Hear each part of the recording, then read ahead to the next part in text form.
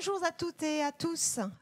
Souvenez-vous, le 9 mars dernier, c'était le premier lancement de l'apprentissage Club BTP, ce rendez-vous incontournable des managers et décideurs des organismes de formation au métier du BTP. L'apprentissage Club BTP a pour vocation et ambition de vous permettre de prendre du recul, d'alimenter vos réflexions et vous permettre de prendre les bonnes décisions pour mettre en œuvre vos ambitions. Grâce à l'appui d'experts reconnus permettant une vision à 360 degrés, la réflexion est enrichie. L'essence de l'apprentissage Club BTP repose sur l'idée simple que partager et travailler en mode collaboratif est une des clés de réussite et du succès. Ce club, votre club, est un lieu d'échange et de partage sur 3 thématiques que je vous rappelle. Le premier qui est le pilotage stratégique et la performance opérationnelle, dont le rendez-vous de mars dernier tournait autour de 2 ans après la loi sur la liberté de choisir son avenir professionnel. Eh bien, quels enjeux en tirer, quelles opportunités encore à saisir pour faire en sorte que tout se passe bien pour tout le monde. L'attractivité et l'innovation, dont la prochaine thématique sera en juillet prochain, mais vous en parlerez tout à l'heure. Et puis la qualité pédagogique. Alors aujourd'hui, le sujet d'aujourd'hui, c'est quelle pédagogie de l'apprentissage d'ici 10 ans? Si on se projetait en 2031, quel changement la pédagogie de l'apprentissage aura-t-elle vécu? Quelles orientations stratégiques doivent être prises en compte aujourd'hui pour le bénéfice optimal des jeunes et des entreprises de demain? Pour nous aider dans notre réflexion, 3 invités de marque que je vous présente maintenant. Bruno Lucas, après une expérience à la DGFP et l'OFCALIM, il est aujourd'hui délégué général emploi et formation professionnelle au ministère du Travail, de l'Emploi et de l'Insertion. Jean-Marc Huard, actuellement recteur de la région académique Grand Est et ancien directeur général de l'enseignement scolaire au ministère de l'Éducation nationale, de la jeunesse et des sports, auteur de nombreux ouvrages, dont le dernier en date est le système éducatif français. Jacques-Olivier Hénon, directeur des politiques de formation, de l'innovation pédagogique depuis 4 ans au 3CABTP, mais auparavant directeur de la pédagogie, directeur des politiques éducatives et directeur de CFA à la CCI de Paris-Île-de-France. Tous les 3 nous apporteront leur regard croisé sur l'évolution des grands principes de la pédagogie de l'apprentissage. Alors nous retrouvons maintenant les animateurs de ce rendez-vous, Christelle Soulard, responsable du pôle certification, et Pascal Michet, responsable du pôle ingénierie et innovation pédagogique au 3CABTP, qui grâce à leur énergie vont animer avec brio ce rendez-vous. Alors, dernière chose, n'oublions pas, et pour rassurer tout le monde, cette émission est faite dans le respect des règles sanitaires en vigueur, bien évidemment, et donc je vais de ce pas remettre mon masque. C'est à vous.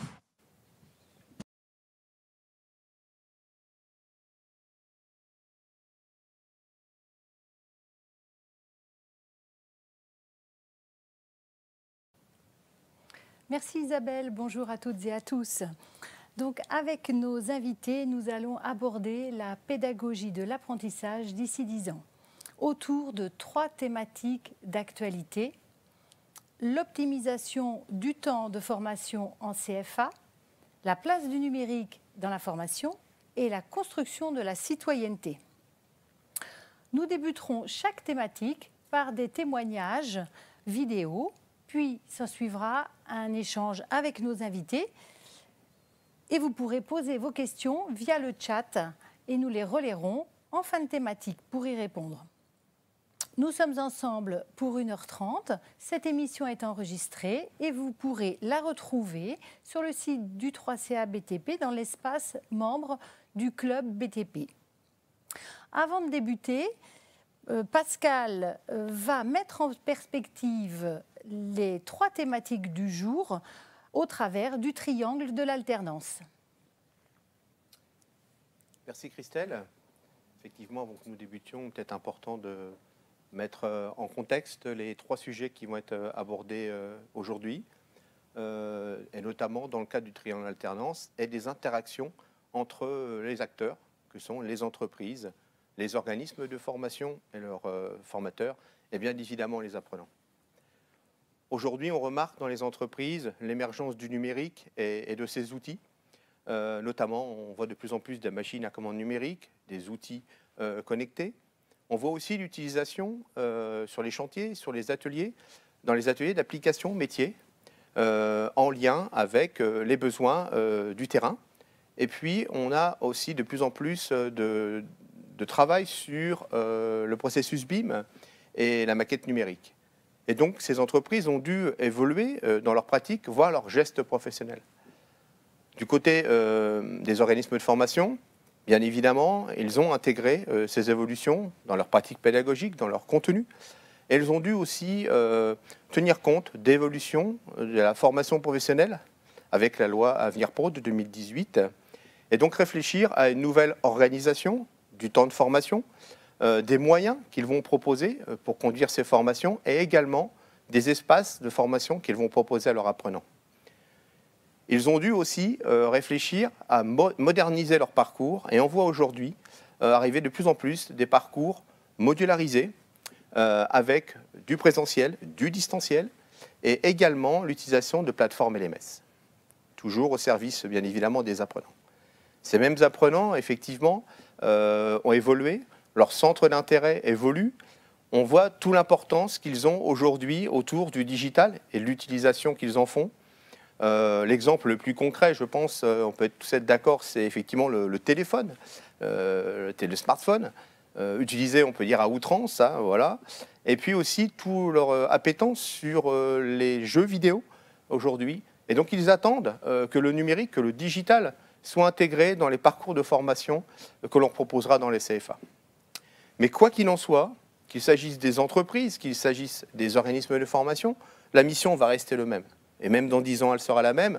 Cela consistera à former les salariés et les professionnels de demain pour répondre aux besoins du secteur des métiers du bâtiment et des travaux publics. Mais aussi, il incombe de former des citoyens. Et les CFA aujourd'hui se sont emparés depuis de nombreuses années de cette dimension-là, en notamment formant les apprentis sur des compétences socio-professionnelles qui sont vraiment attendues dans les entreprises. Monsieur Lucas, au regard de ce qui vient d'être évoqué, comment, depuis 10 ans, la place de l'entreprise comme lieu de formation a-t-elle évolué ? Je dirais que l'apprentissage, dans le fond, c'est de fait la consécration du fait que l'entreprise est un lieu de formation.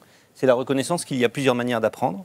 Il y a effectivement le savoir théorique, et puis il y a aussi le savoir pratique. Et ce qui est aussi au cœur de l'apprentissage, c'est l'idée que c'est la combinaison, la synergie entre ces deux moments, et qui peuvent d'ailleurs être en continuité, qui rejoint ce que vous disiez, qui crée la valeur ajoutée, et qui reconnaît aussi peut-être des profils d'apprenants qui peuvent être différents. Donc je pense que c'est cette notion que l'entreprise est un lieu de formation, elle est finalement historique, et elle est au cœur du concept d'apprentissage. La loi de 2018 l'a consacrée de manière encore plus forte et plus évidente. Alors, de manière très visible, avec la notion de CFA d'entreprise, qui est vraiment la reconnaissance encore plus nette que l'entreprise est un lieu de formation. Et puis, je dirais plus globalement, en reconnaissant l'apprentissage comme une voie de formation initiale d'excellence à part entière, qui concerne tous les métiers. Alors ici, aujourd'hui, on est dans le contexte finalement d'un secteur qui historiquement a su s'emparer, est un des fleurons de l'apprentissage, mais c'est la reconnaissance que c'est vrai pour tous les secteurs, que cette manière cette forme de formation initiale qui repose sur de la formation d'entreprise est un élément absolument crucial. Et je dirais le succès historique que nous connaissons depuis 2 ans, grâce à d'ailleurs aux travaux de ceux qui nous écoutent aujourd'hui, à leur travail quotidien, au travail des branches, au travail de 3CA BTP, au travail de l'ensemble de l'écosystème de l'apprentissage, cette image finalement qui change, c'est une reconnaissance plus fondamentale qu'on ne doit pas opposer la formation académique et la formation d'entreprise, mais que ces deux éléments sont intimement liés. Monsieur Huard, avez-vous identifié une évolution majeure de la place du CFA dans le triangle de l'alternance ? Écoutez, je crois que la place du CFA, elle reste centrale. On va sans doute évoquer un petit peu la question de la formation dans les murs, hors les murs. Je ne veux pas anticiper, mais qu'est-ce qui s'est passé ces dernières années? Qu'est-ce qui va se passer à l'avenir? Je crois que les jeunes ont besoin d'éléments pédagogiques, d'éléments d'apprentissage. Ils ont besoin aussi d'accompagnement. Ce qui s'est passé dans les différentes lois qui ont pu être votées, c'est de donner au centre de formation d'apprentis un rôle sans doute beaucoup plus important, peut-être plus diversifié dans l'accompagnement des jeunes. Donc, les CFA changent, comme changent les jeunes. Et si les CFA ne changeaient pas, je pense qu'il y aurait inévitablement un décalage avec cette jeunesse qui, inévitablement, change dans ses comportements, dans ses savoir-être, dans ses savoirs tout court. Jacques Olivier, effectivement, on vient de le dire, les jeunes changent. Quelles sont leurs attentes? Alors, leurs attentes, en tout cas, c'est la position qu'on essaie de relayer. Leurs attentes, elles sont multiples. Elles sont évidemment liées à une évolution systémique du marché de la formation.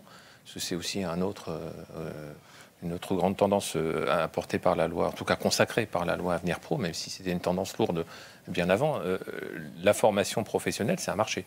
Le diplôme, c'est une reconnaissance, mais c'est aussi une valeur. Et les jeunes, comme leurs familles, sont dans ce maelstrom, cette évolution-là. Donc on peut lire de ci, de là des considérations sur le fait que finalement, ils sont consommateurs. Ils arrivent en disant, voilà, moi je vais choisir mon école, je vais choisir mon diplôme en fonction de l'intérêt que ça va m'apporter. Si ça peut être vrai dans certains lieux, ça ne doit pas être les mêmes qu'on croise au 3CA BTP, parce que franchement, les gamins qu'on peut voir dans tous les CFA qui préparent au métier du bâtiment ou du travaux publics, eux, ils viennent clairement chercher une place dans la société. Ils sont à la fois consommateurs, c'est évident, ils ont des attentes dans ce sens-là. Hein. Ils attendent qu'on s'occupe d'eux, ils attendent, on va en parler, de l'individualisation, ils attendent une précision dans la prise en compte de leur propre expérience. Mais ils attendent aussi largement autre chose, qui est largement pas de la consommation. Ils attendent qu'on leur permette de trouver une place dans la société. Et ça, c'est une tendance lourde également. C'est une responsabilité très forte qui doit être portée, d'ailleurs, à la fois par le CFA et par l'entreprise, parce que le jeune, lui, il se réalise dans ces deux lieux de formation-là.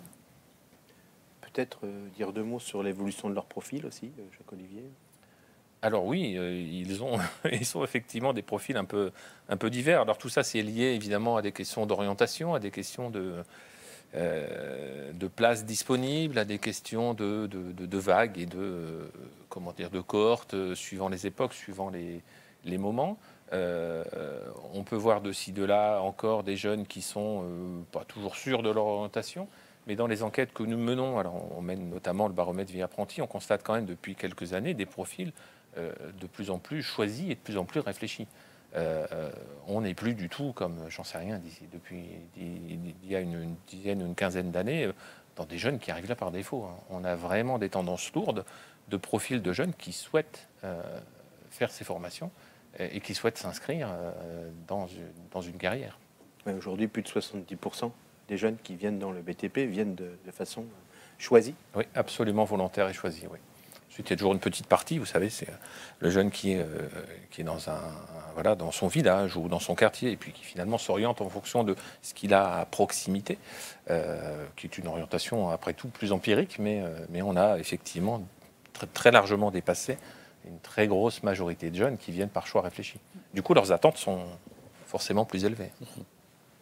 Merci pour cette première vision qui nous donne envie vraiment d'aller plus loin. Allons-y. Débutons. Je vous propose de commencer par la première thématique, le CFA de demain et le temps de formation en CFA.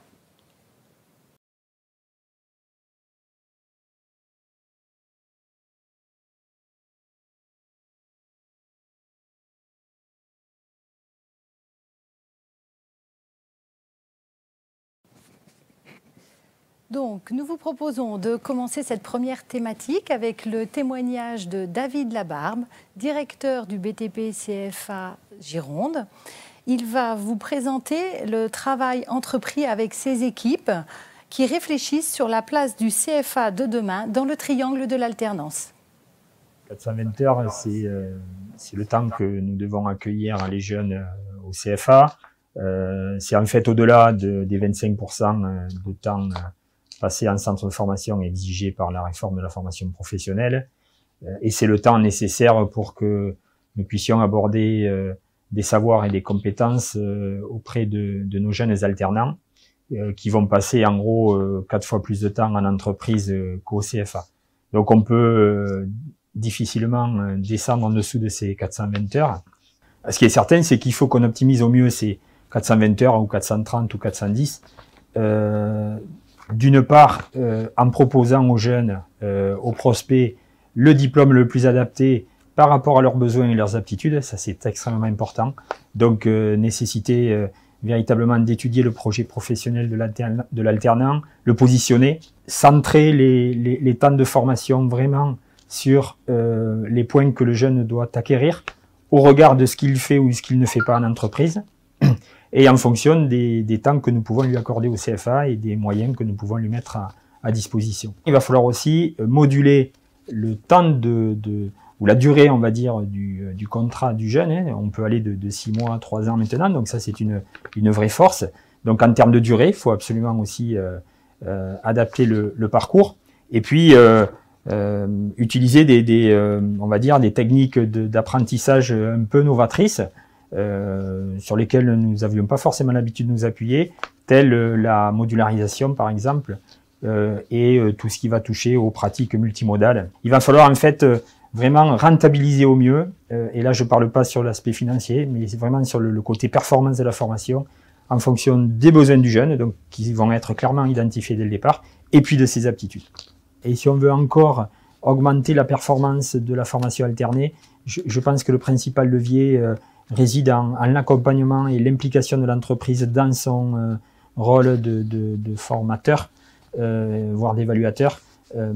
Et pour ça, il va falloir qu'on soit beaucoup plus prescripteur, parfois même peut-être un peu plus exigeant, mais surtout il va falloir que l'on soit capable d'animer des parcours sur mesure, puisque le jeune vit des choses en situation de travail en entreprise, vit des choses au CFA, mais ce que vit ce jeune-là n'est pas forcément ce que vivent les autres jeunes de sa classe, de son groupe. Et donc à ce moment-là, il faut aussi que le CFA soit capable de concevoir et d'animer les parcours de formation sur mesure, donc adaptés aux besoins et aux aptitudes du jeune. Monsieur Lucas, par rapport au témoignage que nous venons d'entendre, on voit bien que la relation entre les deux lieux de formation interroge la formation. Entre la formation académique et la formation en entreprise, quelles sont les grandes orientations qui sont portées par le ministère du Travail ? Je crois que le témoignage est extrêmement intéressant. Finalement, il y a un principe qui est quand même un élément très important, c'est que, et qui est d'ailleurs prévu dans la loi, c'est que la part d'apprentissage en centre de formation, elle ne doit pas être inférieure à 25% du temps de la durée du contrat.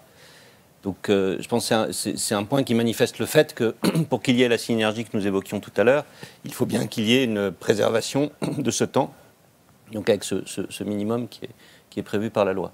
Mais je crois que le vrai sujet, c'est effectivement ce que vous indiquez, ce que vous pointez dans votre question, et ce qu'indiquait aussi le directeur de CFA qui s'est exprimé. Sont bien les passages et la manière dont finalement on féconde le temps en entreprise avec ce qui se passe dans la partie académique, et à l'inverse. C'est aussi des questions de... C'est à la fois le plaisir si je dis les choses simplement, hein, c'est le plaisir d'appliquer ce que j'apprends, et c'est ensuite l'envie d'apprendre plus pour être encore meilleur dans ce que je vais faire dans l'entreprise. Donc c'est quelque chose qui du coup doit s'organiser, et ça appelle en effet, et ça c'est l'expertise, le savoir-faire, et c'est encore une fois été très bien dit me semble-t-il dans l'intervention, ça appelle un travail sur le parcours, sur le dialogue entre ce qui se passe en entreprise, entre le maître d'apprentissage et ce qui se passe en CFA, sur effectivement, et je pense qu'on y reviendra dans l'échange, sur y compris les innovations pédagogiques, l'utilisation des technologies modernes, ça interroge tout ça, mais ça c'est le savoir-faire, c'est l'expertise, c'est le cœur de l'expertise des CFA. Mais c'est bien ce dialogue qui s'il est réussi, plutôt que compartimenté, est je crois, le cœur de l'apprentissage.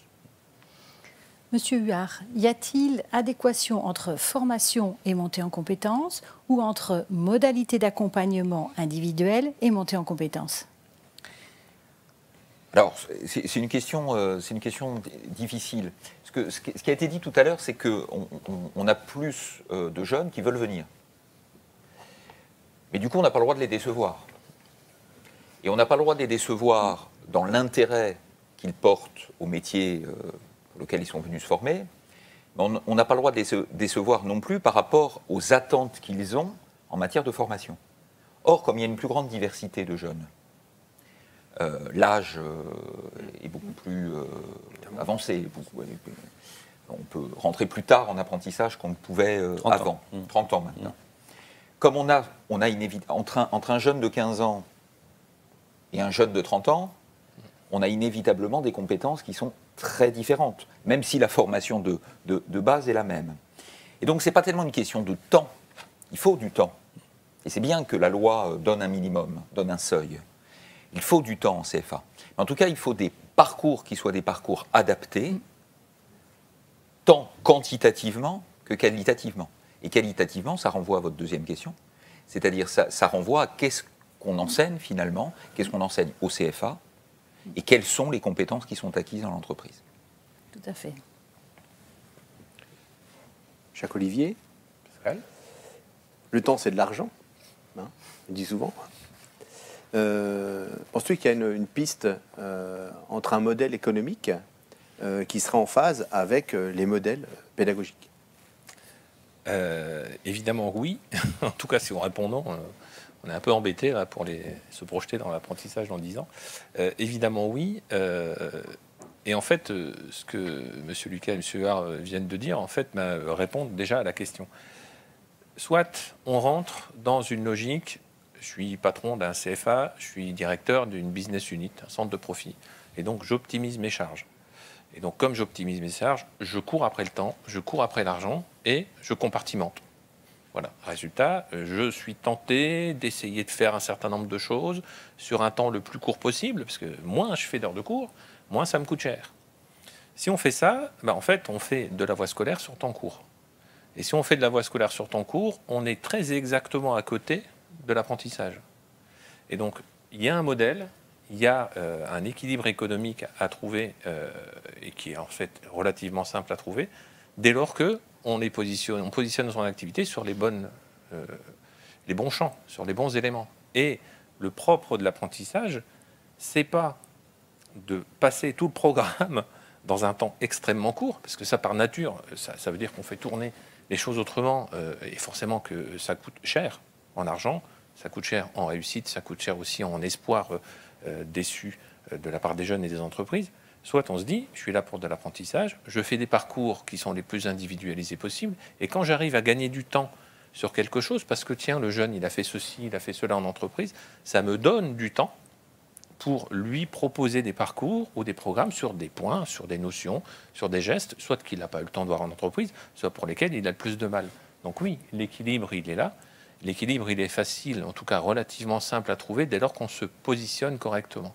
Et il ne faut surtout pas vouloir faire ce pourquoi un CFA n'est pas fait.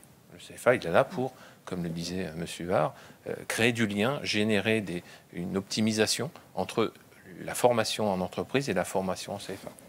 Il y a aussi l'importance de la qualité de la formation. On dit souvent la formation par apprentissage, c'est la filière de l'excellence. Donc effectivement, il faut veiller à ce que les modèles pédagogiques restent bien liés à cette qualité de la formation. Absolument. Au final, Monsieur Lucas, le calcul du temps est-il une perte de temps? Est-ce qu'à l'avenir, ne nous pousse-t-il pas à oublier la différence entre temps académique et temps en entreprise?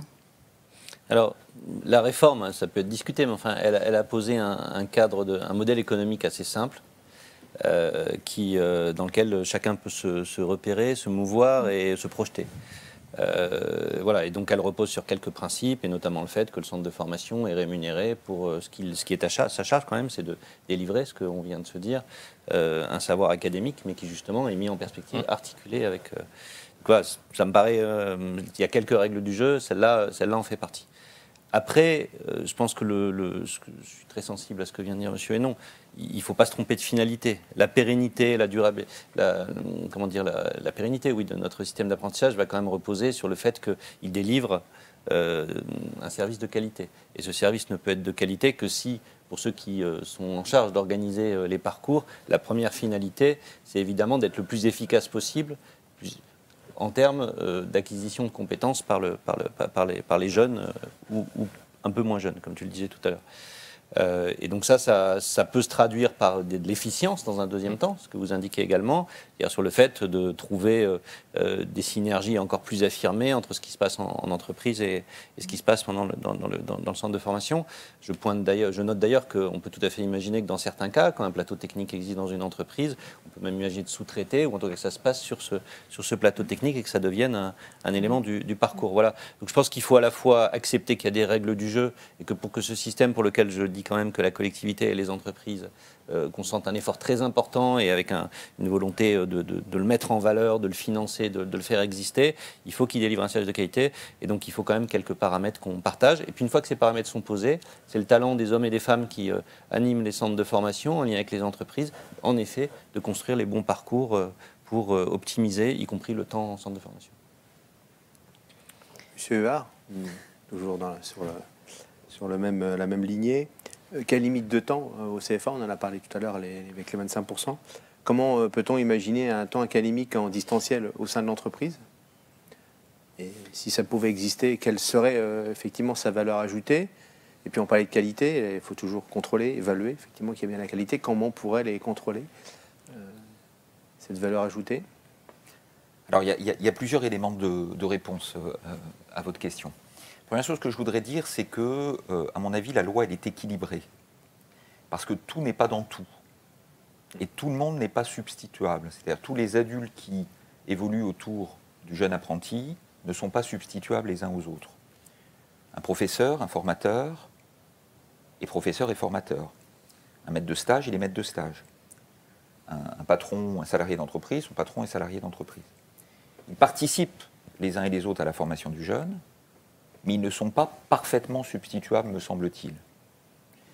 Ça, c'est le premier élément de réponse. Deuxième élément de réponse, la loi permet effectivement, et c'est très bien, que des plateaux techniques puissent être utilisés en sous-traitance à un centre de formation d'apprentis pour pouvoir effectuer une formation qui est une formation au geste professionnel, qui n'est pas liée directement à la production de l'entreprise, mais qui peut se faire effectivement sur une entreprise. Bon. Ça, c'est bien pour les entreprises qui peuvent le faire. Mais le tissu économique du bâtiment et des travaux publics, c'est pas vous, je vais l'apprendre, enfin, c'est pas moi qui vais vous l'apprendre, c'est souvent des TPE et des PME. Donc, ce qui veut dire que dans la formation du jeune, toutes les techniques, tous les équipements, toutes les machines, etc., peuvent difficilement être présentes, me semble-t-il. Et donc, le rôle que l'on a, le rôle qu'a le CFA, c'est donner aux jeunes l'ensemble des éléments du référentiel, que ce soit sur un titre ou sur un diplôme. Et l'ensemble des éléments du référentiel, et on revient à la question temporelle, c'est de déterminer, en fonction de la situation particulière de l'entreprise X ou de l'entreprise Y, ce qui peut être fait sur place ou ce qui peut être fait par ailleurs. Après, sur le distanciel, il y a la question effectivement du numérique aussi, hein, qui peut se poser. La particularité de l'apprentissage, la difficulté particulière, c'est qu'il y a 3 lieux finalement. Il y a le domicile de l'apprenti, il y a l'entreprise, et puis il y a le centre de formation d'apprentis. Donc je pense qu'on a maintenant et qu'on a fait une révolution qui permet aussi peut-être de limiter cette contrainte et véritablement de tirer des bénéfices de toutes les nouvelles technologies à l'avenir. Jacques Olivier, David Labarbe a parlé de modularisation. Est-ce qu'elle répond à cette question de temps disponible? Quels avantages, quelles perspectives et comment la mobiliser dans son CFA? Alors oui, il a abordé et excellemment bien, d'ailleurs, comme l'ensemble des thématiques qu'il a pu exposer, la modularisation. Alors la modularisation, c'est un peu de la tuyauterie, hein, c'est carrément de la technique, c'est de l'ingénierie de formation, qui peut d'ailleurs aller jusqu'à l'ingénierie de certification. L'idée, c'est que il faut bien trouver un équilibre entre justement les contraintes économiques dont je parlais juste avant et la réalité de ce qui se passe. Donc comment faire pour modulariser? En fait, on modularise surtout pour individualiser les parcours. Puisqu'on individualise les parcours, ça veut dire que chacun va suivre un certain nombre de blocs, on parle bien de la formation, hein, qui correspondent, en fonction des prérequis qu'il a, en fonction du diagnostic, du positionnement, qui correspondent à son parcours personnel. Mais évidemment, un CFA ne peut pas faire un parcours avec un formateur derrière chaque jeune. Ce qui fait que la tuyauterie dont je parle consiste à prévoir un certain nombre de blocs, de modules, j'en sais rien, de 1 jour, 2 jours, 3 jours, qui sont des bouts de métier, des morceaux de métier. Les prérequis pour suivre le module sont connus. Le résultat à la fin de ce module est connu. Et du coup, on peut y mettre dedans des jeunes dans une formation, éventuellement la remédiation d'autres jeunes dans une autre formation, mais aussi, et c'est ça qui est assez miraculeux, pourquoi pas 2 ou 3 personnes qui sont là en formation continue. Ils ont bien tous les prérequis, les mêmes. Ils sont bien là pour la même chose. Ils auront acquis ou appris, ou ils se seront formés sur cet objet-là à la fin des 2 ou 3 jours. Ce n'est pas une recette miracle pour 100% du programme, mais ça permet d'individualiser énormément de choses. Alors c'est vrai qu'au 3CA, on a lancé ça il y a 3 ou 4 ans maintenant, et on a largement avancé dessus. Ce sont des choses qu'on met à disposition maintenant de l'intégralité des centres de formation d'apprentis. Et parmi ceux qui nous écoutent, si vous en souhaitez un peu de contenu, il suffit de nous contacter. Hein. Mais voilà, c'est une solution qui donne suffisamment de souplesse pour équilibrer le besoin et la mise en œuvre de parcours individualisés et l'équilibre économique, grosso modo, d'avoir, je sais pas, une quinzaine ou entre 15 et 18 apprenants par groupe. Ça permet aussi, comme le disait M. Huard, d'avoir dans un même groupe des jeunes de 15 ans, des jeunes de 30 ans qui n'ont typiquement pas le même âge, qui n'ont typiquement pas les mêmes expériences, mais qui viennent exactement pour la même chose. Ils ne vont pas venir pour la même chose pendant 6 mois, ils vont venir pour la même chose sur un certain nombre de modules. Ça change beaucoup de choses, hein, mais on peut le mettre en place. Et d'ailleurs, David Labarbe l'a largement mis en place dans son CFA. Allez, une dernière question sur cette thématique-là, ce sera pour Monsieur Lucas.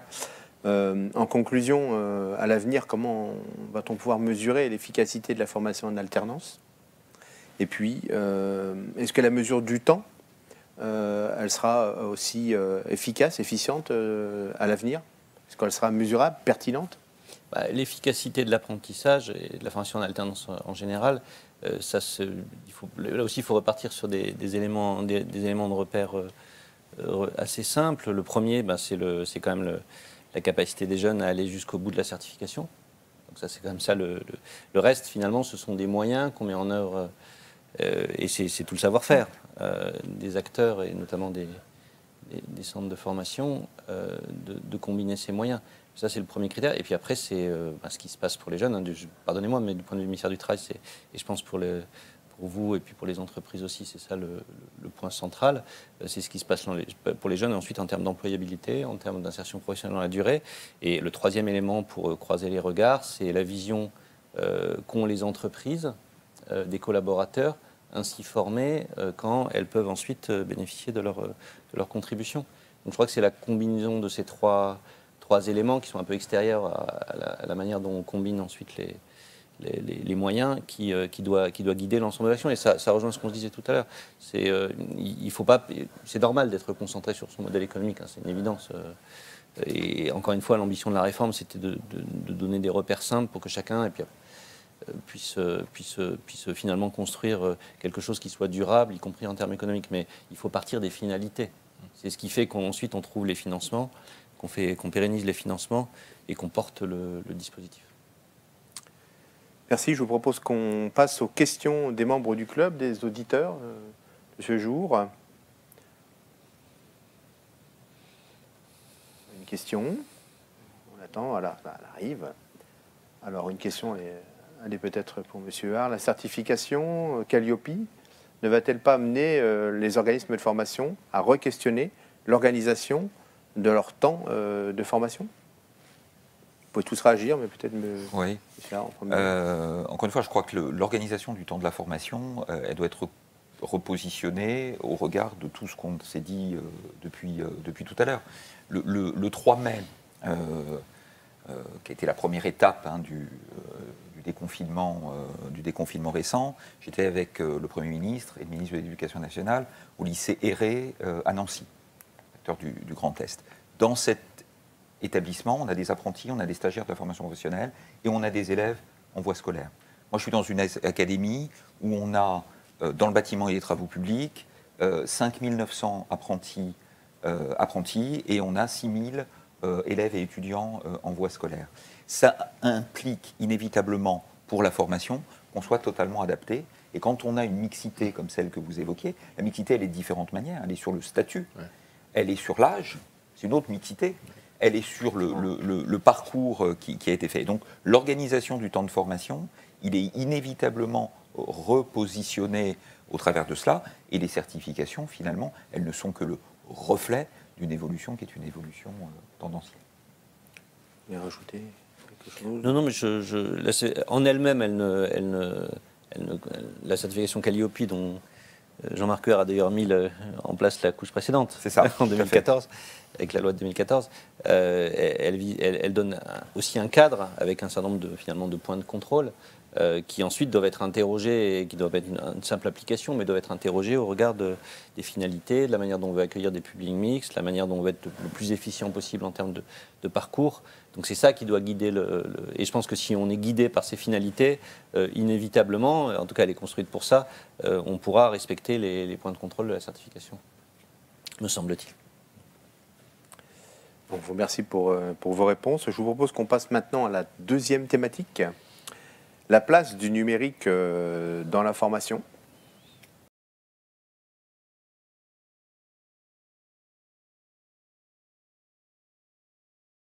Donc pour cette deuxième thématique, nous vous proposons d'écouter Abdoul Benhamer, directeur et cofondateur de l'IFEN, un centre de formation dans le domaine du génie climatique à Villeneuve-Saint-Georges. Depuis quelques années, il s'est lancé dans l'intégration de modalités immersives dans la formation. Ici, on se trouve sur un parc de réalité virtuelle que nous avons conçu sur plus de 2000 m². Pourquoi un parc de réalité virtuelle? Ce qu'on veut, c'est préparer le centre de formation de demain. Le centre de formation de demain, c'est quoi? Ça va être sur du full numérique, à notre humble avis. Et la problématique aujourd'hui qu'on avait en formation, c'est que la plupart des phénomènes complexes, on avait parfois du mal à l'expliquer aux apprenants, aux stagiaires. Et on s'est dit, chiche, on va se lancer un challenge. On va recruter des développeurs 3D, on va concevoir nos environnements 3D et on va faire tout ce qu'on peut faire dans un site industriel. Ce que je veux, c'est qu'on puisse se tromper en réalité virtuelle, réaliser toutes les opérations possibles, imaginables, de manière à se préparer les bons gestes techniques. Une fois qu'on a la maîtrise de ces gestes techniques-là, on va pouvoir venir sur les matériels industriels ou éventuellement sur chantier pour réaliser le même type d'opération. Il faut vraiment partir d'un constat où les nouvelles générations ont vraiment changé, ils ont évolué. La problématique vis-à-vis du corps enseignant, c'est que les méthodes pédagogiques n'ont pas évolué. Soit on va avoir un tableau avec de la craie, voilà, dans le pire des cas. Dans le meilleur des cas, on va avoir un tableau blanc. On va avoir du PowerPoint, on va avoir des tableaux numériques. Aujourd'hui, on a besoin d'outils, en tant qu'enseignant, on a besoin d'outils numériques de manière à pouvoir démontrer tout l'ensemble de phénomènes complexes.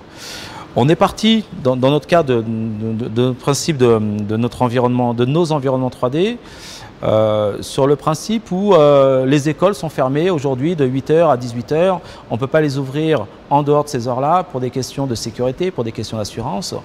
Et ce qu'on veut, nous, dans notre idéal, c'est que ces écoles-là, en numérique, soient ouvertes 24 heures sur 24.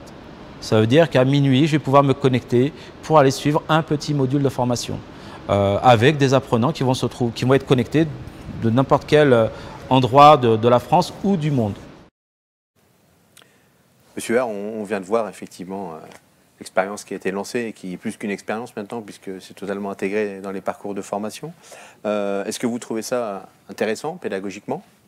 Peut-être pour dire les choses autrement, est-ce que pour vous, ces contenus, ces outils peuvent être utilisés aussi bien en voie scolaire qu'au sein d'une formation en alternance? Et une petite question encore qui va en proximité de ce que je viens de vous dire. Selon vous, quels sont les usages numériques particuliers à l'alternance? Alors déjà, je pense que ce qu'on vit depuis 1 an et quelques mois nous permet de tirer beaucoup d'enseignements. Déjà, rien ne remplace le présentiel, je voudrais le dire. Nous en parlions avant l'émission. Moi, quand on m'a dit vous avez le choix entre soit être derrière votre écran pour participer à la table ronde, soit être sur place, j'ai dit si c'est possible, je suis sur place. Et vous l'êtes. Et je le suis. Et nos jeunes, ils ont besoin de se retrouver en vrai, et peut-être dans un cadre différent quand ils sont en formation. Ils ont besoin aussi de se retrouver en vrai, dans un centre de formation d'apprentis. C'est pour ça que je ne crois pas, je dirais à titre personnel d'abord, à du 100% intégration entreprise pour la totalité de la formation. Sauf à avoir un CFA d'entreprise, mais encore faut-il organiser les choses de manière relativement particulière. Ensuite, la crise, elle nous a créé, elle nous a permis d'arriver à une vraie révolution industrielle pédagogique.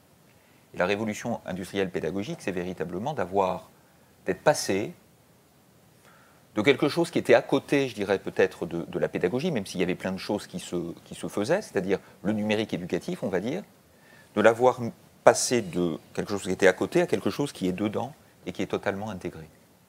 On a fait une révolution culturelle sur l'utilisation des outils numériques. Et ça, il faut surfer dessus, évidemment.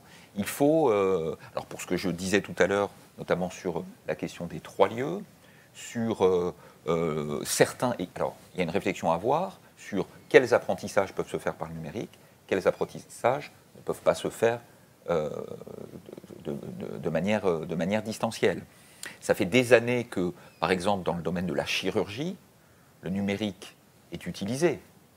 La formation à distance est utilisée dans le domaine de la chirurgie. Mais il y a quand même un moment où on passe, enfin j'espère, je pense, j'en suis sûr même, que le chirurgien il va passer au scalpel et il va passer à la réalité concrète. Et donc c'est encore une fois, c'est un peu comme quel temps, quelle durée de formation dans le centre de formation d'apprentis ailleurs, c'est encore une fois une question d'équilibre, dans un contexte qui est un contexte nouveau, où maintenant le numérique n'est plus un problème.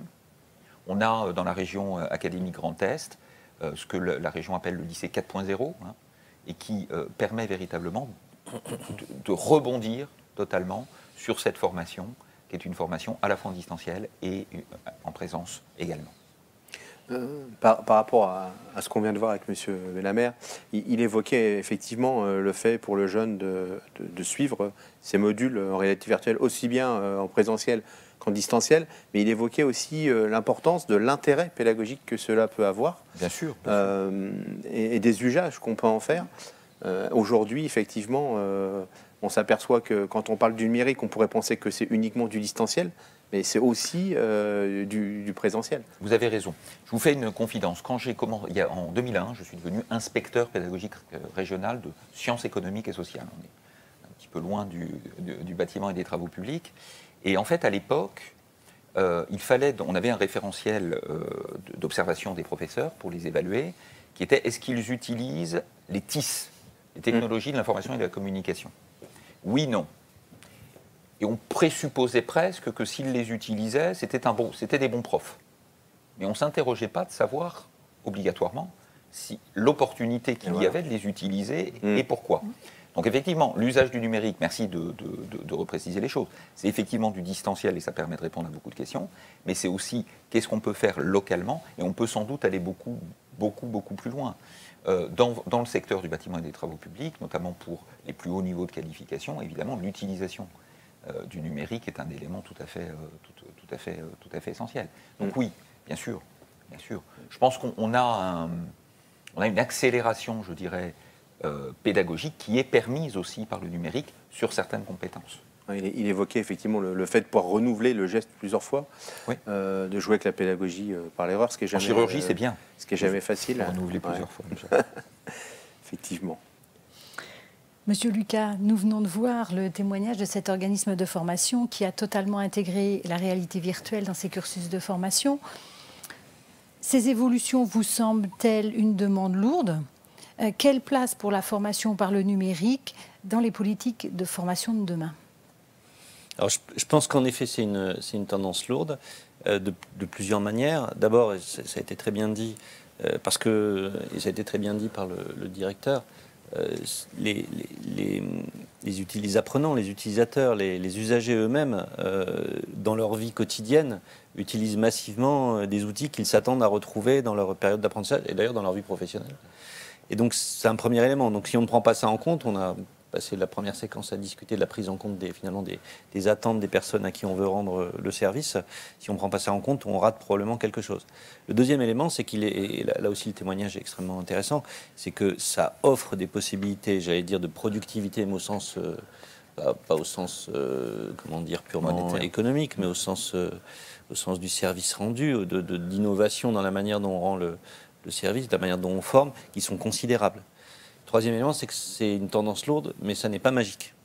Parce qu'il y a aussi des publics pour qui, au contraire, c'est compliqué, le numérique. Et donc, et comme le disait Jean-Marc Huard, le sujet, c'est pas à marche forcée de tout basculer sur du distanciel ou du numérique, mais c'est plutôt de voir comment on peut utiliser ces nouveaux outils et les implémenter dans une problématique plus de fond, qui est le métier d'un CFA, qu'on évoquait tout à l'heure, qui est de construire les bons parcours, de trouver les bonnes synergies entre la partie en entreprise et la partie académique pour que ce soit encore plus efficace dans l'expérience qu'a la personne du parcours pédagogique qu'on lui propose. Donc nous sommes convaincus au ministère du Travail, comme je crois au ministère de l'Éducation, que ce sont des éléments qui doivent prendre une place beaucoup plus importante dans les années qui viennent.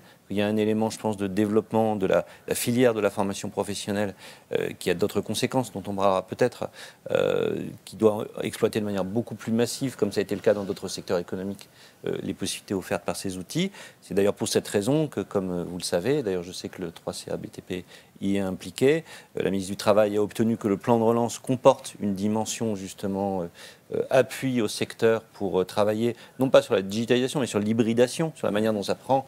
Finalement, ces outils peuvent s'intégrer dans des parcours de formation et sur la manière dont on peut aider le secteur, avec toutes les conséquences que ça peut avoir, à aller vers des modèles comme celui qui vient de nous être présenté. Voilà. Donc c'est une conviction qu'on partage aussi. Je pense qu'il y a des choses équivalentes qui se font avec le PIA 4 côté éducation nationale. Voilà, donc je pense que l'État, enfin les ministères certificateurs que nous sommes vraiment convaincus que c'est une tendance lourde, qu'il faut l'exploiter, mais il faut l'exploiter pas en jetant le fond du métier de base qui reste quand même le même. Construire des parcours qui marchent bien et qui soient efficaces pour les personnes.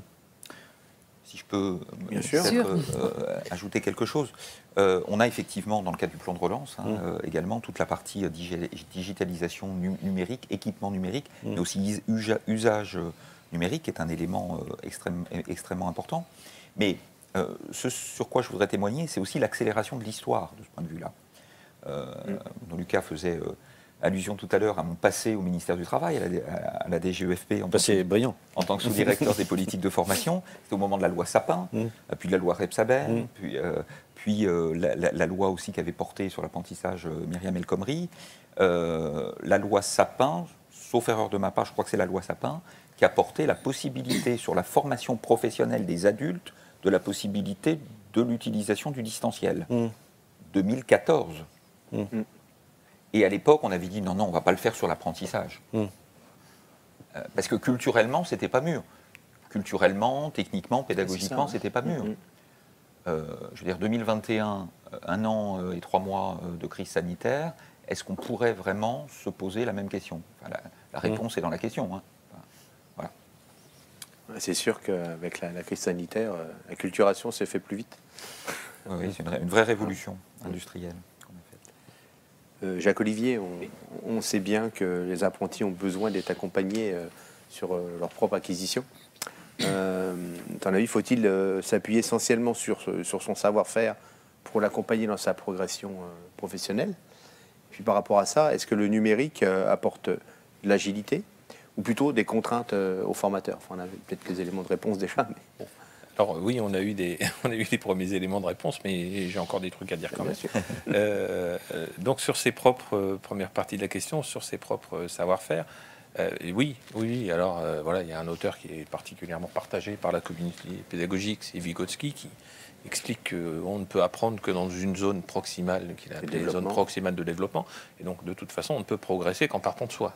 C'est une démarche très, très individualiste, et donc forcément qu'il faut s'appuyer sur ces forces-là. Et là, l'interview d'Abdoul Benhamer, c'est juste fabuleux, c'est-à-dire que lui ne se pose pas la question. Il voit des jeunes qui ont une appétence pour ça, il fonce, il investit, il trouve des espaces, il ne se pose pas de questions, il y va tout de suite. La même manière, on a dans les centres de formation et peut-être bien également dans les lycées et collèges que je connais beaucoup moins bien, certains enseignants, certains formateurs qui sont encore de moins en moins nombreux en lutte contre le téléphone mobile. C'est pas la question. Ils utilisent leur smartphone. Mais puisqu'ils utilisent leur smartphone, il faut l'utiliser en cours. Voilà. Et non, on pousse au CFA. Ils l'ont. Plutôt qu'ils l'utilisent à autre chose, qu'ils l'utilisent pour se former, y compris pendant la séance pendant laquelle on est en train de travailler avec eux. Et donc, oui, il faut partir de leurs appétences, oui, il faut partir de ce qu'ils souhaitent faire, parce que c'est comme ça qu'on les entraîne. Ensuite, comment faire pour accompagner tout le monde, quel est le rôle du CFA, comment se positionner là-dessus, en tout cas, nous, ça nous semble une évidence qu'en se projetant dans 10 ans, puisque c'est l'objet de notre réunion là aujourd'hui, en se projetant dans 10 ans, ça veut dire que le rôle pédagogique, il évolue. On va avoir besoin dans les CFA et de plus en plus de compétences qui sont liées à l'usage du numérique. Comme vous le disiez, la réalité virtuelle et la réalité augmentée, fondamentalement, c'est du présentiel. C'est du présentiel, parce qu'on ne peut pas imaginer, en tout cas aujourd'hui, peut-être dans 10 ans on pourra le faire, équiper tous les jeunes de je ne sais quel casque à la mode ou de je ne sais quel équipement qui nécessite de la puissance de calcul, du débit, etc. Aujourd'hui, c'est pas. Peut-être ce sera envisageable dans 10 ans. Ça commence à se développer. Ça commence à se développer. Aujourd'hui, c'est du présentiel. Mais comme on le disait tout à l'heure aussi, ce présentiel-là, ça permet, et on commence à le mesurer, d'acquérir un certain nombre de gestes, de compétences plus rapidement, plus profondément, plus durablement. Mais du coup, l'objet, c'est pas de gagner du temps dans la formation. C'est là de passer par la réalité virtuelle, par exemple, pour acquérir ces éléments-là et se libérer du temps pour le reste. On est encore une fois dans des parcours qui sont très individuels. Voilà. Il faut se concentrer toujours sur l'appétence de l'apprenant, parce que de toute façon, on part toujours de lui. On est dans une époque qui est très individualiste, on part de l'individu.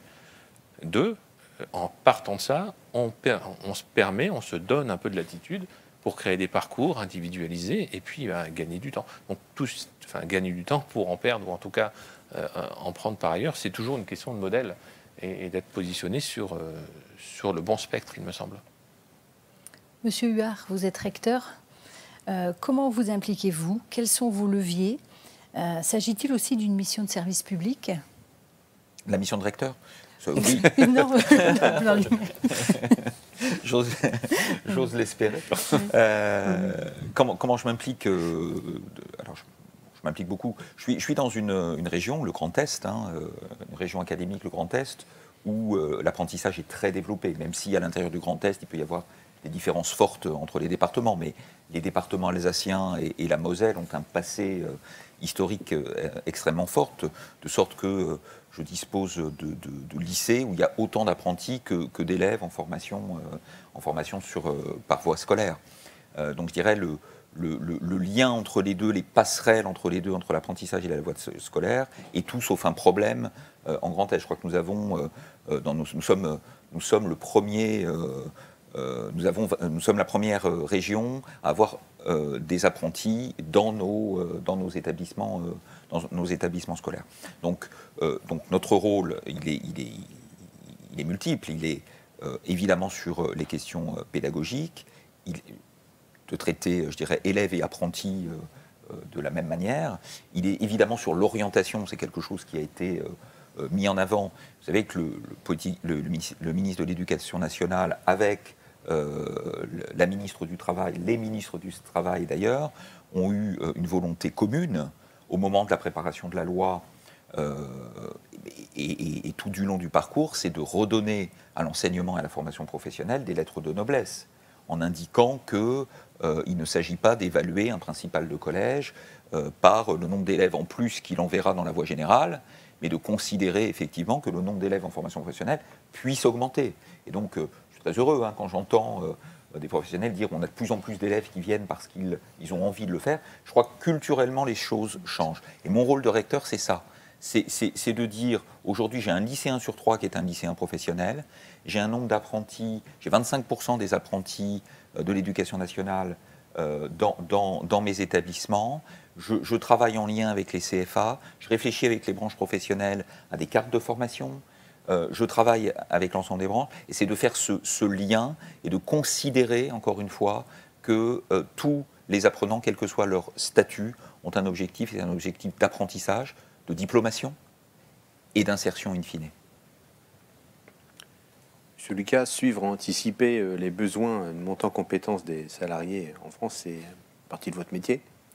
Selon vous, quels sont les leviers phares à activer pour promouvoir la formation des formateurs? Et est-ce que vous intégrez aujourd'hui le numérique, voire le digital, dans vos actions? Alors, je pense que c'est le point que vous soulevez extrêmement important. Tout à l'heure, je parlais finalement de considérer ce secteur, c'est un secteur particulier qui a un rôle un peu de service public, enfin, qui une formation initiale. Donc, mais c'est aussi un secteur économique qui a ses paramètres. Et c'est un secteur productif, donc qui doit utiliser au mieux les ressources qui sont les siennes. Et c'est avant tout une entreprise de service. Et donc, ça repose sur les hommes et les femmes qui rendent ce service. Donc, bien évidemment, tous les mouvements de transition et de transformation qui traversent aujourd'hui les secteurs, dont le nôtre, donc celui dont vous êtes une partie prenante importante, elles doivent d'abord partir d'une réflexion sur les hommes et les femmes qui rendent le service et les conséquences que ça a sur leurs compétences, l'organisation du travail, sur la manière dont eux-mêmes sont en capacité d'accompagner finalement les modifications importantes, lourdes qu'on vient d'évoquer, pour justement qu'elles produisent les effets qu'on attend. C'est pour cette raison que dans la démarche que j'évoquais tout à l'heure, donc ce que Elisabeth Borne a souhaité intégrer au plan de relance qui est porté aujourd'hui par Karine Seller, donc au commissaire aux compétences, ce plan de transformation et d'hybridation. Il y a une dimension très forte qui a été soulevée par les acteurs d'ailleurs de l'écosystème, notamment des acteurs comme vous, notamment vous, qui est tout ça, c'est très bien d'investir dans je pense que c'est vrai aussi dans le champ de l'éducation nationale, mais d'une autre manière, mais si on ne réfléchit pas aux conséquences que ça a sur les formateurs, sur les personnes, on va rater quelque chose. Et donc c'est bien évidemment un sujet que nous allons devoir, en parallèle finalement des travaux qui vont être conduits sur les parcours eux-mêmes, sur la manière de certifier, sur la manière de former, et des investissements qui vont y être mis, il faut aussi qu'on réfléchisse, mais là, il faut qu'on le fasse pour le coup avec les acteurs, sur la manière dont on peut accompagner les formateurs. Donc pour nous, c'est vraiment un sujet stratégique et qu'il faut prendre sérieusement et qui n'est pas un sujet qui est descendant, c'est vraiment un sujet qui est travaillé par le secteur lui-même, avec l'appui de l'État qui essaie d'impulser, en tout cas de partager et de faire lui-même évoluer sa vision à partir de ce qui se passe sur le terrain. Jacques Olivier, le triangle de l'alternance est-il en pleine renaissance, chacun apportant ses propres savoirs? Quelle mission pédagogique centrale, quelle est la mission centrale d'un CFA maintenant? Oui, est-il en renaissance? Je ne sais plus si c'est la question, mais oui, à l'évidence. En tout cas, encore une fois, ça a déjà été le cas ces dernières années. Si on se projette dans 10 ans, oui. Oui, et je dirais même qu'il doit l'être. Ça doit être en renaissance, ça doit être en évolution. Alors pour un tas de raisons, on en a parlé, on en a évoqué un certain nombre. Une autre raison qui est devenue presque un poncif, c'est que le savoir aujourd'hui, il est plus déposé dans l'enseignant. Il est un peu partagé, il est un peu partout. L'enseignant apporte un certain nombre de savoirs dans les formations professionnelles, il apporte sa propre compétence sur le geste, qui est encore un peu compliqué de trouver aujourd'hui sur différents sites qu'on trouve sur le web de droite et de gauche, mais le savoir en tant que tel, il est partagé par beaucoup. Ce qui fait que rien que là-dessus, finalement, on peut se dire que le formateur, une de ses premières missions, c'est pas tellement d'apporter le savoir, mais c'est d'apporter un regard critique à l'apprenant, pour que l'apprenant puisse faire le tri entre ce qui est vrai et ce qui n'est pas vrai, entre ce qui est transférable, pas transférable, entre ce qui est juste et ce qui n'est pas juste, parce que sinon il est noyé par une multitude de choses. Donc le triangle de l'alternance, il est en renaissance, il doit être re-questionné, parce que il nous semble, au 3C ABTP, que le rôle essentiel d'un OFA ou d'un CFA, c'est d'être un passeur, en fait. C'est de tricoter ces liens de plus en plus importants entre le triangle, les 3 lieux, entre le triangle, les 3 lieux d'apprentissage du jeune, entre la vie professionnelle, la vie sociale et la vie citoyenne, on va en parler tout à l'heure, entre les savoirs théoriques académiques, les savoirs pratiques et numériques, entre ce qui est fait physiquement, ce qui est fait digitalement, ce qui est fait en entreprise, entre un certain nombre de choses. C'est ça le métier de demain. En tout cas, les formateurs, formatrices, mais également l'ensemble des équipes éducatives des CFA, dans lequel on met les équipes pédagogiques, les équipes socio-éducatives et puis l'ensemble des personnels d'encadrement, se sont déjà largement lancés là-dedans. Oublier de traiter ça, c'est clairement aller droit dans le mur, parce que les publics changent, parce que les attentes changent, et puis parce que les outils changent aussi. Vous avez parlé d'hybridation, là c'est vrai qu'on est ravis d'avoir pu remonter un certain nombre de propositions dans le champ de l'efficacité énergétique des bâtiments, l'hybridation, les outils et les méthodes ne seront rien si en face, on n'a pas des équipes qui sont en mesure de se les approprier. Et se les approprier aujourd'hui, ça n'est plus uniquement être en mesure d'animer une session de formation devant des jeunes. C'est aussi faire du lien avec l'entreprise, avec ce qui est fait en entreprise, l'exploiter, le passer à différentes personnes. Enfin bref, les métiers changent et si les lieux du triangle restent en place, la nature du métier, oui, évolue fortement. On voit bien effectivement que et à la fois les modalités et les pratiques pédagogiques sont obligées d'évoluer et de se diversifier. Et puis aussi, on voit bien que ceux qui vont mener, en fin de compte, l'apprenance auprès des jeunes, il faut aussi qu'ils soient à niveau, qu'ils soient formés, qu'ils soient acculturés. Donc effectivement, il y a un vrai projet à l'avenir pour les CFA. Je vous propose qu'on arrête sur cette thématique et qu'on... Je peux juste rajouter quelque chose, parce que je ne vois pas pourquoi le métier de professeur ou de formateur serait le seul qui ne changerait pas au monde. Tous les métiers changent, donc il faut que le métier de professeur et le métier de formateur et de professeur sont des métiers qui changent. Mais c'est toujours le métier de professeur et de formateur. C'est-à-dire, on n'est pas passé, pardon cette expression triviale, mais on n'est pas passé non plus de l'autre côté du cheval. Ouais. C'est-à-dire qu'il y a toujours des savoirs. Il y a toujours des savoirs. Et le professeur est celui qui a les savoirs. L'étymologie, et c'est pas nouveau, l'étymologie du mot pédagogie, c'est conduire l'enfant. Ça veut dire ça, la pédagogie. La seule chose, c'est que comme l'environnement change, la manière dont on conduit l'enfant, dont on conduit l'apprenti, dont on conduit l'élève, change inévitablement. Et ça nous renvoie à un enjeu fondamental qui a été évoqué, qui est l'enjeu de la formation de nos formateurs, de nos professeurs, à tout ce qu'on s'est dit depuis tout à l'heure. Mais encore une fois, je pense qu'on n'est pas dans un enseignement qui ne reposerait pas sur des savoirs. Les savoirs sont là et le professeur est celui qui, au départ, a le savoir. Quand je dis savoir, c'est évidemment compétences et connaissances académiques également. C'est pas juste une interface. Voilà, tout à fait. Et ça questionne aussi quand même l'apprenance. C'est les dynamiques d'apprentissage qui vont permettre à un jeune d'aller vers le savoir. Tout à fait. Et effectivement, on voit bien que les modalités pédagogiques qu'on a pu voir avec M. Bellamère, ça re-questionne aussi cela. Moi, je crois que j'aurais du mal à apprendre à faire du vélo à mes enfants si je ne savais pas moi-même faire du vélo. Effectivement. Pardon de la comparaison. Mais je veux dire, et c'est pour ça qu'un professeur et un formateur, il sait. Il connaît il a les compétences professionnelles, base, il a les savoirs théoriques, il a les compétences et les savoirs généraux. Le tout, c'est comment il le passe aux jeunes. Exactement. Et à cette diversité de jeunes. Et c'est en cela que le métier change. Sujet passionnant. On est un peu tenu par le temps, on va être obligé de passer aux questions. Merci, on va passer aux questions des auditeurs. Première question. Alors, une première question.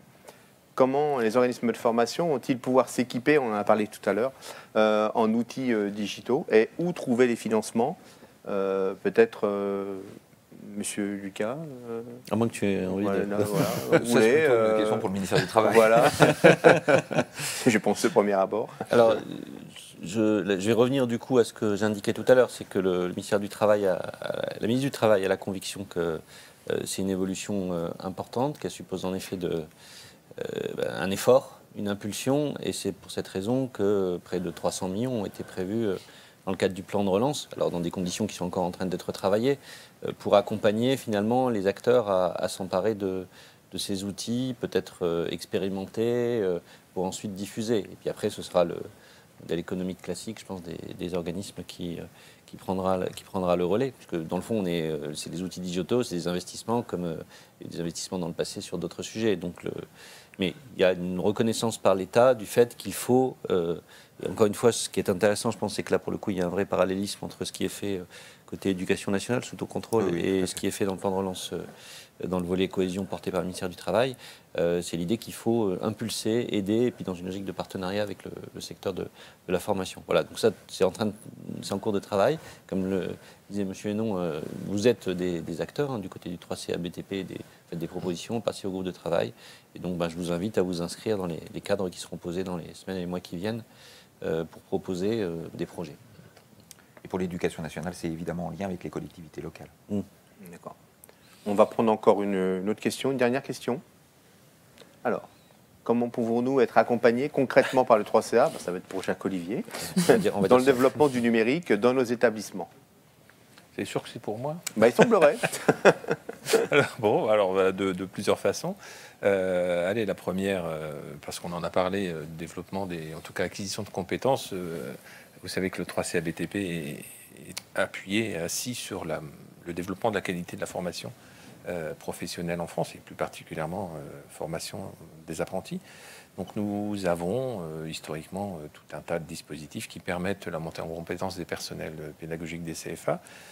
Aujourd'hui, nous avons créé, depuis 2 ans, nous avons créé des communautés apprenantes avec des dispositifs parfois assez longs qui se mettent en place et qui sont accessibles à tout OF qui prépare à des métiers du BTP. Il suffit de contacter soit 3C Academy, vous pouvez taper 3C Academy sur le site du 3CA, vous allez pouvoir trouver, soit Pascal pour les questions par exemple pédagogiques, soit Christelle sur les questions de mise en place de certification. Enfin, quelques contacts que vous ayez au 3CA BTP, nous sommes en mesure de vous accompagner, d'accompagner vos équipes dans la montée en compétences de vos collaborateurs. Si tant est, bien sûr, que ce soit des formations au métier du BTP qui soient mises en place.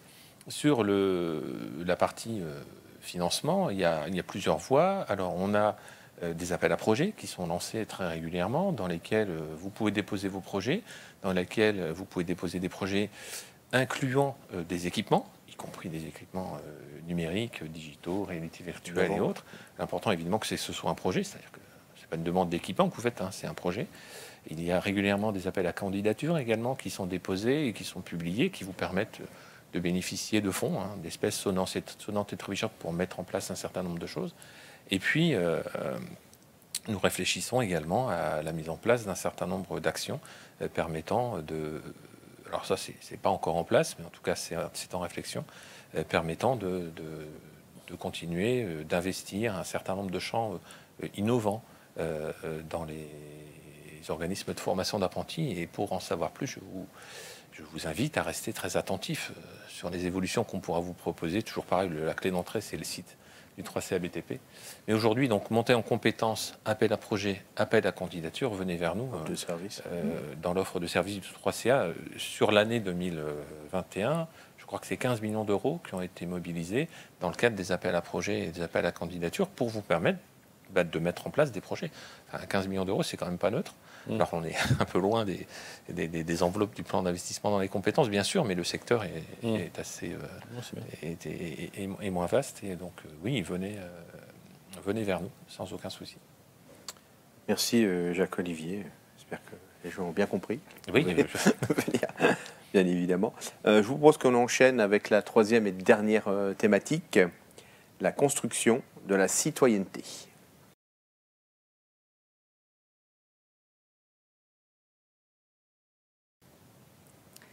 Nous venons parler formation, intégration du numérique, mais comment faire des apprenants des citoyens de demain? Nous avons posé la question à Jean Cléné, enseignant-chercheur à l'Université de Lille. Il a travaillé sur la professionnalisation des jeunes et des adultes. Il nous a donné sa vision sur le rôle sociétal des CFA ou comment mettre la question sociale, la citoyenneté, au cœur de l'alternance. L'alternance a besoin aujourd'hui d'ouverture, d'aventure, de nouveaux challenges, comme on dit.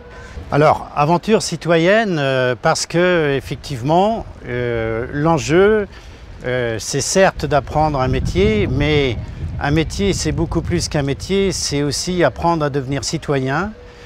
À l'heure où on a été mis en face d'une période qui nous a montré les limites de modèles traditionnels de l'instruction. La crise qu'on vient de vivre, par exemple, nous met en face de nouveaux défis, encore une fois, c'est-à-dire d'ouvrir l'alternance, d'en faire autre chose qu'un modèle d'instructif. À l'heure où, encore une fois, la programmation l'emporte, la programmation, la dérive technicienne, la numérisation des modèles actuels, bien que je n'ai rien contre, évidemment, mais c'est le cœur même aujourd'hui de l'alternance qui méritent d'être mis à l'épreuve de l'aventure et de la citoyenneté. Il faut que l'alternance et l'apprentissage apprennent à réintégrer l'humain, à réintégrer le projet éducatif, à réintégrer le projet de l'apprenant. Je pense que l'enjeu aujourd'hui, il va plus que d'intégrer la question sociale. Bien sûr, encore une fois, s'il faut l'intégrer, c'est de refaire un projet éducatif conforme à la vie. Et je pense que c'est refaire un projet éducatif pédagogique. L'important, c'est de créer des situations où les jeunes et les adultes vont pouvoir apprendre par eux-mêmes tout ça, en étant aidés et accompagnés évidemment. Et ce qui n'exclut pas une grande place accordée au savoir, aux compétences et à tout ce qu'on veut. Un formateur, un enseignant doit répondre à son public, aux demandes, il doit enseigner, il doit répondre à une demande sociale, à une demande humaine, à une demande de formation. En même temps, ce formateur, cet enseignant doit répondre de, c'est la deuxième partie de la responsabilité. Autrement dit, ça c'est l'éthique de la professionnalisation, c'est l'éthique de l'intervention humaine. C'est qu'est-ce que je peux m'autoriser à faire, à ne pas faire, quelle est la légitimité de ce que je fais, quelle est la valeur de ce que je fais ou la non-valeur de ce que je ne fais pas. Jacques Olivier, après ce brillant témoignage, peut-on considérer que la construction citoyenne doit être un axe central des activités d'un CFA? Alors, oui. Voilà, autre question. Donc, oui, bien sûr. Alors, Jean, qui nous a fait J'en ai d'autres. Hein. L'amitié de ce témoignage, c'est vraiment une de ces grandes thématiques, mais il le dit très bien et il n'est pas le seul à le dire. Alors, vous savez qu'on réalise toujours tout un tas d'enquêtes auprès, justement, des entreprises, des apprentis. On a notamment au 3CA BTP un baromètre vie entreprise, et puis il y a dans différentes autres branches le même style d'enquête ou de sondage qui sont réalisés. Et ce qu'on peut constater, c'est que les entreprises nous le crient sans cesse. Elles nous l'hurlent sans cesse.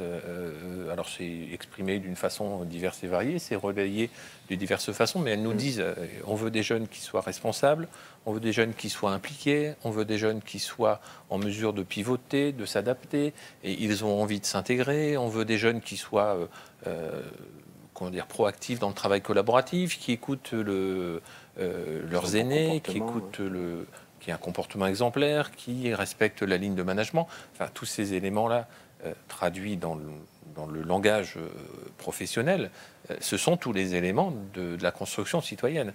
Et c'est évident que c'est un axe absolument majeur qu'il ne faut évidemment pas oublier.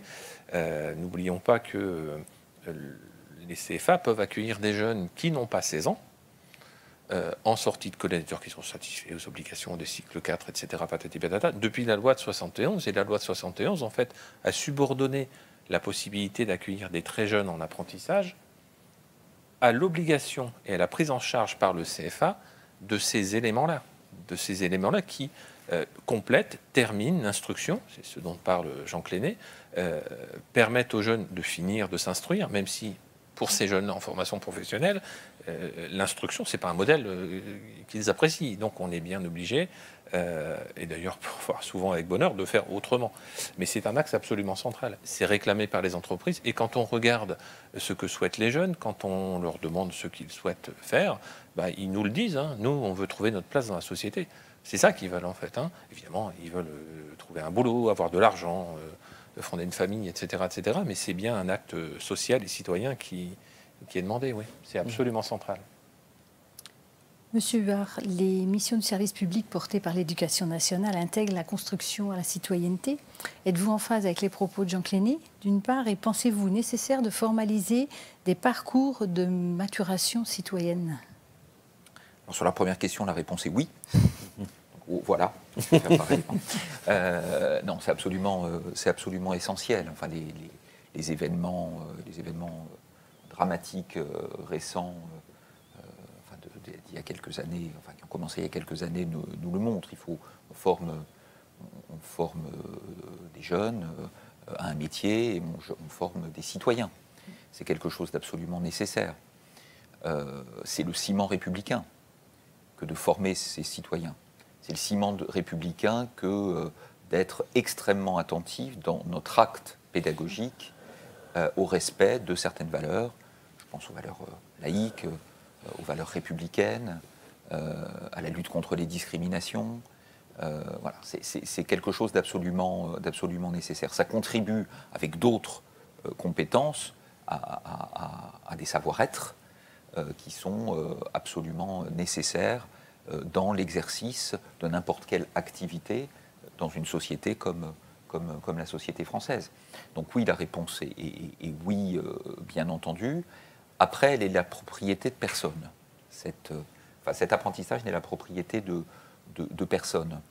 Il y a dans le cursus scolaire des cours d'enseignement moral et civique, c'est absolument nécessaire. Ils sont d'ailleurs évalués au baccalauréat en tant que tels. C'était une décision de Jean-Michel Blanquer qui est fortement attaché à ces questions, vous le savez bien. Le fait d'évaluer au baccalauréat l'enseignement moral et civique distinctement de l'histoire et géographie, c'est absolument nécessaire. Néanmoins, ce n'est pas juste la propriété, cet apprentissage, des professeurs qui enseignent l'enseignement moral et civique. C'est absolument transversal. Et c'est pour ça que, à mon avis, quelle que soit la certification visée, que ce soit un diplôme, un titre, que ce soit autre chose, ça ne fait pas partie d'un référentiel, je dirais cela. En revanche, c'est un acte pédagogique, c'est un acte de formation. Donc je dirais, la main, alors je ne parle pas pour le ministère du Travail, mais je crois que la main, elle n'est pas uniquement du côté des certificateurs, elle est aussi du côté des formateurs. C'est-à-dire, c'est pas uniquement... c'est pas ce qu'on mettrait dans un référentiel, déjà, comment le mettre de manière totalement exhaustive, comment mettre toutes ces compétences de manière extrêmement exhaustive dans un référentiel de diplôme. Il faut qu'il y en ait, bien évidemment, mais c'est une responsabilité aussi, une responsabilité qui revient aussi au formateur, au-delà du certificateur. Il nous reste encore un petit peu de temps pour deux questions. La première pour M. Lucas, une question un petit peu délicate d'ailleurs. Comment articuler les actions éducatives qui sont portées par un ministère, le ministère de l'Éducation nationale, avec des actions de formation professionnelle portées par votre ministère? Enfin, d'une certaine manière, Jean-Marc Huard vient d'y répondre de manière totalement pertinente. Je pense, et c'était intéressant tout à l'heure de se dire que finalement, il y a ce qu'on peut délivrer comme connaissance sur les règles, liberté, égalité, fraternité, un certain nombre de choses qui sont enseignement moral et civique. Et puis, il y a quelque chose qui est plus du registre de l'éducation silencieuse, qui est ce que le formateur lui-même, ce qu'il peut représenter comme exemple dans sa manière d'être. Et avec l'atout qu'a l'apprentissage, de pouvoir en plus s'appuyer sur ce que le jeune va voir en entreprise, son maître d'apprentissage. Donc, il peut se projeter dans des réalités concrètes qui donnent une vie concrète aux principes de notre République. Donc, voilà, je pense que ça ne s'oppose vraiment pas. Je pense d'ailleurs, je relisais l'indicateur spécifique au CFA dans le référentiel Calliope qu'on évoquait tout à l'heure. Le prestataire met en œuvre un accompagnement socio-professionnel, éducatif et relatif à l'exercice de la citoyenneté. C'est dire que ça nous ramène à cette question logique de parcours qu'on évoquait tout à l'heure, et que finalement c'est une forme d'infusion qui, à chacune des étapes, doit permettre de faire partager aux jeunes des choses finalement simples. La liberté, c'est le fait de savoir qu'on a sa liberté, mais qu'il y a celle des gens qui sont autour de vous, et que c'est le croisement des deux, notamment dans la relation de travail, qui fait qu'on peut l'exercer pleinement. La fraternité, c'est le fait qu'on est ensemble à contribuer à une œuvre collective dans une entreprise, que donc on doit respecter ceux qui sont à côté parce qu'ils sont finalement, ils contribuent à ce que soi-même on crée. Voilà, et l'égalité, c'est le fait qu'on est tous respectables et respectés, quelle que soit notre origine, dès lors qu'on contribue à cette œuvre commune. Voilà, donc je pense que c'est un travail qui n'est pas un travail en effet purement académique pour le coup, qui est un élément, qui est un travail de formateur, de construction de parcours, et une responsabilité finalement vis-à-vis des jeunes qui est beaucoup plus globale et qui doit être présente à chacune des étapes de ce qu'on leur propose. Donc je ne vois vraiment pas d'opposition, même si je ne pouvais pas répondre oui à la question. Je suis tout à fait en phase avec mes deux confrères. Plutôt l'articulation, effectivement, plutôt qu'une opposition. Absolument. On a sur ces compétences l'exemple typique d'une co-éducation entre le CFA et l'entreprise. Oui. Je pense que s'il y a un exemple à donner, effectivement, et vous disiez les entrepreneurs, enfin les patrons le réclament. Oui. Mais je crois que c'est une responsabilité qui est complètement partagée. Comme le dit Bruno Lucas, je suis entièrement d'accord avec ça, ça ne peut pas être qu'académique. Ça ne peut pas être petit 1, je me comporterai de telle manière. Petit 2, non. On est sur autre chose. Et là, pour le coup, c'est c'est inévitablement totalement partagé. Jacques-Olivier, finalement, l'accompagnement socio-éducatif est central? Alors absolument central, effectivement. Donc oui. Parfait, Merci il fallait d'être être bref. donc oui, absolument central. Alors on a tout un tas d'éléments pour le dire. Pour ceux qui, derrière leur écran, n'ont pas encore connaissance du petit logiciel de l'application qu'on a créée, qui s'appelle AVA, accompagnement de la vie apprentie, on est fondé là-dessus. C'est-à-dire qu'une compétence socio-professionnelle, on est à un cheveu de la citoyenneté, ça ne s'acquiert pas, ça s'active en fait. Et ça s'active un coup au CFA, un coup en entreprise, un coup dans la vie sociale. On a des remontées de jeunes qui sont juste fabuleuses. Des jeunes qui expliquent, parce qu'ils ont quelques espaces sur les applications qu'on met à leur disposition, que bah oui, c'est vrai, ça leur semble complètement logique de 2 fois par semaine passer à l'hôpital pour aller s'occuper des gens qui sont seuls à l'hôpital. Mais on en a plein. Il y en a plein qui sont hyper actifs dans leur assaut de quartier parce que il y a des personnes isolées, parce qu'ils trouvent ça complètement normal de s'investir dans l'action sociale. Et ce serait dommage de ne pas activer également ces éléments-là, ne pas pouvoir les tracer, parce que c'est tout un. Et c'est vrai qu'on a des événements dramatiques, on a des faits divers qui montrent qu'on a les uns et les autres, il peut y avoir des comportements qui sont clairement non citoyens, voire anti-citoyens. Alors pour le coup, je trouve que nous, dans les CFA, on a de la chance parce qu'on ne croise pas les mêmes, quoi.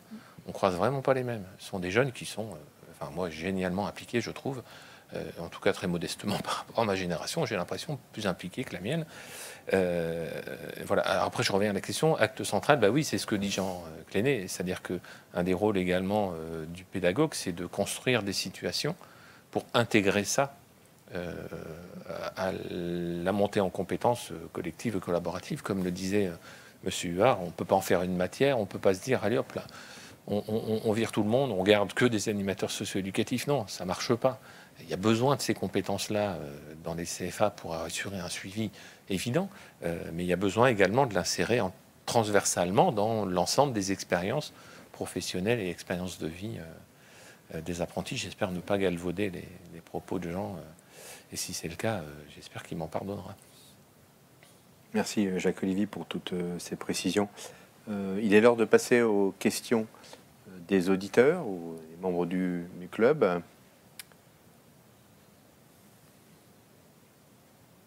Nous sommes en attente. Alors, il y a une question qui est double question.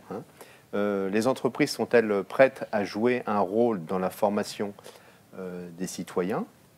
Et la deuxième, comment peut-elle être accompagnée dans ce rôle?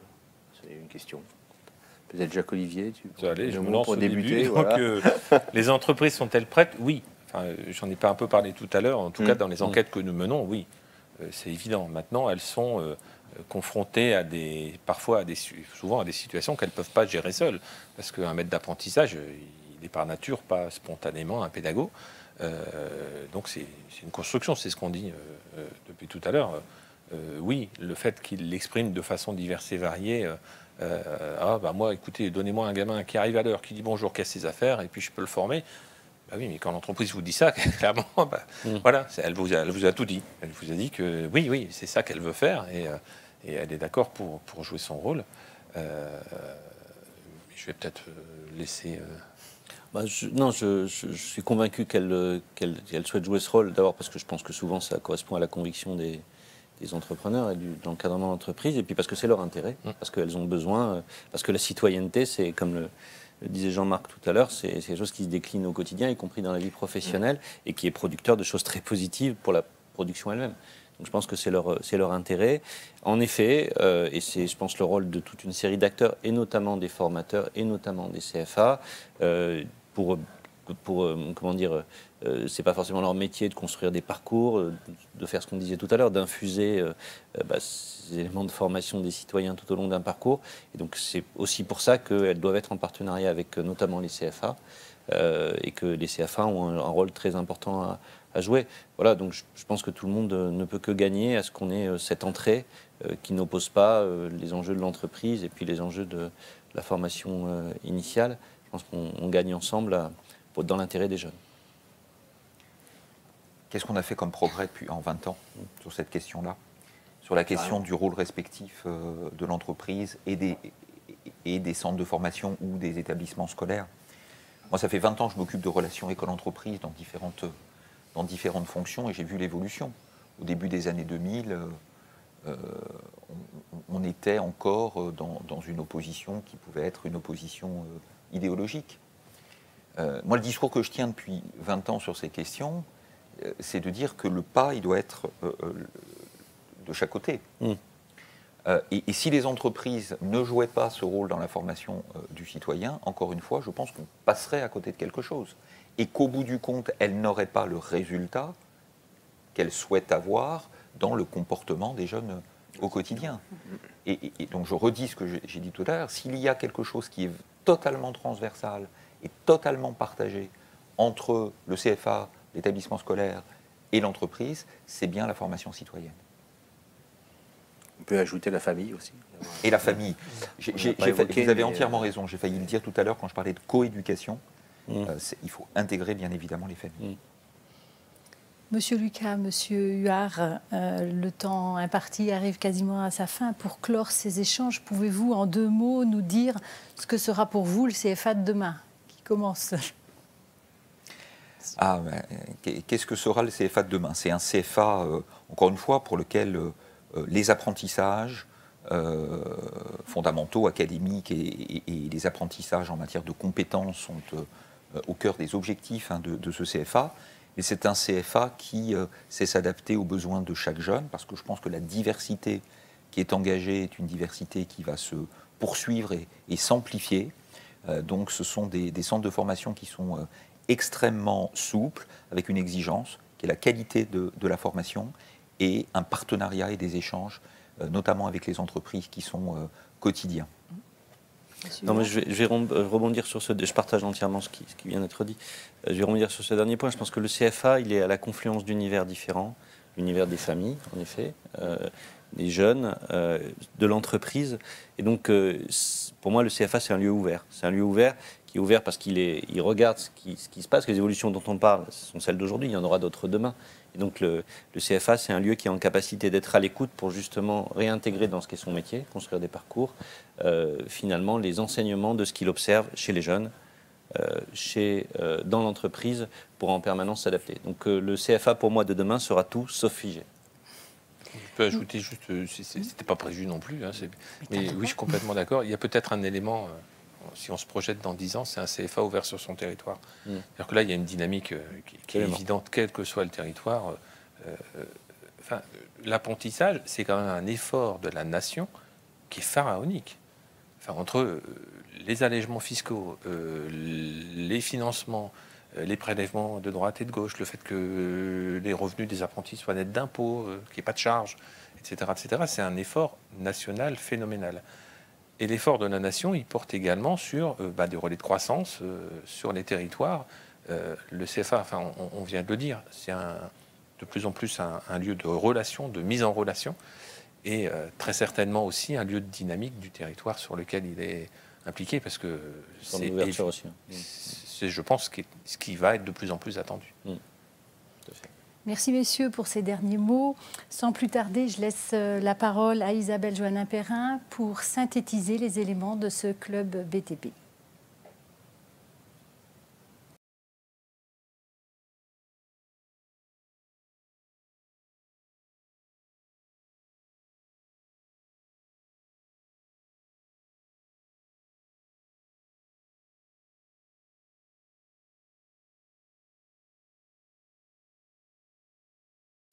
Alors nous voici arrivés à la fin de cette émission. Alors avant de repartir sur la notion de synthèse des 3 principales thématiques abordées, un grand merci et un merci chaleureux à nos 2 invités, Bruno Lucas et Jean-Marc Huard, pour leur temps de préparation et leur temps pendant l'émission, pour nous aider à y voir plus clair sur l'apprentissage de demain.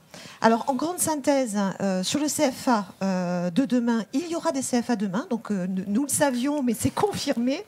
Le CFA demain, la place du CFA est centrale dans le triptyque apprenant, entreprise et apprenti. Pourquoi ? Parce que le CFA propose des parcours de formation qui sont sur mesure, individualisé, personnalisé, pour répondre aux attentes des apprentis, des apprenants et ainsi que des entreprises.